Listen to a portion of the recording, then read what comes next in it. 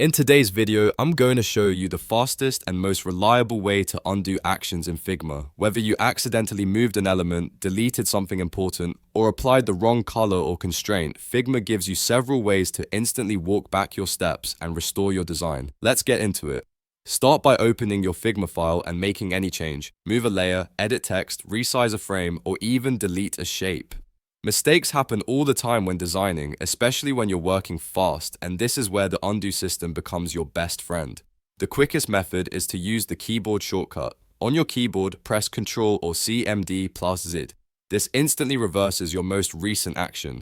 You'll see the change disappear immediately. Your deleted object comes back, your resized frame snaps back previous size, and any accidental move or edit is undone in one step. If you made multiple changes in a row, just keep pressing Ctrl or CMD plus Z to travel further back through your edit history. If you prefer using menus instead of shortcuts, you can undo from the top left Figma menu. Click the Figma icon and under Edit, choose Undo. This performs the same function as the shortcut, just through the interface. Now here's something many designers don't realize. Figma keeps a running history of your actions for the entire session.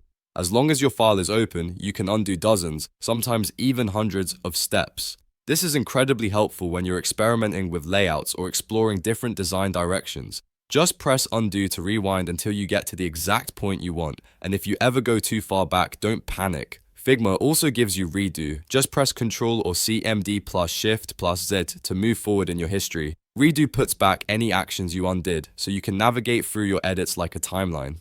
Another pro tip, undo works not only for design changes, but also for text edits, vector point adjustments, auto layout modifications, and even interactions you set in prototype mode.